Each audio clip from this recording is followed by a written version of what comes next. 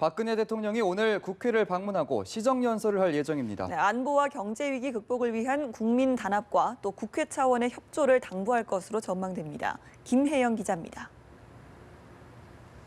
박근혜 대통령이 취임 첫 해에 국회 시정연설 연례화 약속에 따라 네 번째 시정연설에 나섭니다. 박 대통령은 북한에 잇따른 도발 상황을 언급하며 안보 위기 극복을 위해 국민 단합이 필요하다고 강조할 것으로 보입니다.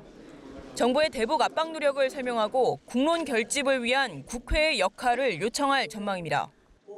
특히 북한 인권 문제의 심각성도 거론하며 인권 문제 대응과 탈북민 지원에 적극 나서겠다는 의지도 표명할 것으로 관측됩니다. 또 경제 위기 상황을 설명하면서 경제를 살리기 위한 내년도 예산안을 법정 시한 내 처리해 줄 것을 당부할 것으로 예상됩니다. 규제 프리존 특별법과 서비스 발전 기본법, 노동개혁 4법 등의 조속한 통과를 위해 여야의 단합된 협조도 촉구할 것으로 보입니다. 경제와 민생 그리고 우리 청년들의 미래를 위한 마음에는 여와 야, 국회와 정부가 따로 있을 수 없을 것입니다. 최순실 씨 의혹과 송민순 회고록 파문 등 민감한 정치 현안에 대해서는 언급을 삼가할 것이라는 관측이 많습니다. 다만 정부와 다른 대북 접근법을 지적하며 우회적으로라도 노무현 정부의 접근법을 비판할 가능성을 배제할 수 없습니다. 우리 사회에는 북한 정권의 반발을 염려해서 북한 주민의 인권을 개선하는 일을 외면하거나 박 대통령은 연설에 앞서 정세균 국회의장 등 국회의장단과 여야 지도부, 오부 요인과 사전 환담도 할 예정입니다. 연합뉴스TV 김혜영입니다. 내년도 예산안 심사가 이번 주부터 시작됩니다. 네, 지난 국감기간 대형 의혹 사건을 놓고 극한 대치를 이어온 여야가 대선 전국 초입에서 법인세와 누리과정 예산 등을 놓고 어느 때보다 치열하게 충돌할 것으로 예상됩니다. 정영빈 기자가 보도합니다. 내년도 예산안 심사를 앞두고 여야가 힘겨루기를 시작했습니다. 더불어민주당은 이른바 최순실 게이트 관련 예산과 박근혜 대통령표 예산의 삭감을 추진하겠다고 포문을 열었습니다. 내년 예산에 스며들어 있는 이 비선실세 국정농단 이 내용들을 모두 찾아서 전액 삭감하겠습니다.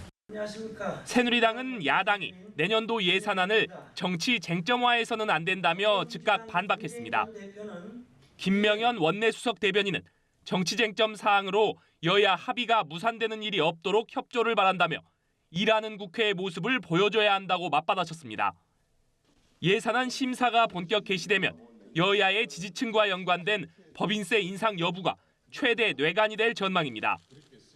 새누리당은 법인세 인상이 기업 부담을 확대시켜 경제 회복에 도움이 되지 않을 것이라며 인상 불가 당론을 고수하고 있습니다. 반면 민주당은 경제민주화의 일환으로 법인세율 인상을 포함한 고소득자, 고소득 법인에 대한 과세 강화를 밀어붙일 태세입니다. 누리과정 예산도 복병으로 꼽힙니다. 여당은 지방교육 재정 교부금이 올해보다 늘어나 누리과정 재원에 부족함이 없을 것이라는 입장이지만 야당은 중앙정부가 재원을 책임져야 한다는 입장을 고수하고 있습니다. 국회 선진화법 이후 지난 2년간 예산안은 법정 시한인 12월 2일 처리돼 왔지만 올해는 여야 간 현격한 입장차로 이를 넘길 가능성이 크다는 전망이 나옵니다. 연합뉴스TV 정영빈입니다. 국회 운영위원회가 이번 주 중 전체 회의를 열어 국정감사 증인 출석을 거부한 우병우 청와대 민정수석에 대한 고발 안건을 논의할 방침입니다. 국회 운영위원회 소속 정진석 위원장은 연합뉴스와의 통화에서 전체 회의 일정은 아직 잡히지 않은 것으로 안다면서 여야 3당의 간사들이 협의를 거쳐 정하면 원칙대로 표결해야 하지 않겠느냐고 말했습니다. 다만 여당 내에서 우수석에 대한 사퇴 압박이 이어지는 가운데 야권에서는 동행명령장 발부 문제를 놓고 민주당과 국민의당이 이견을 보이고 있어 결론이 늦어질 수 있다는 관측도 나오고 있습니다.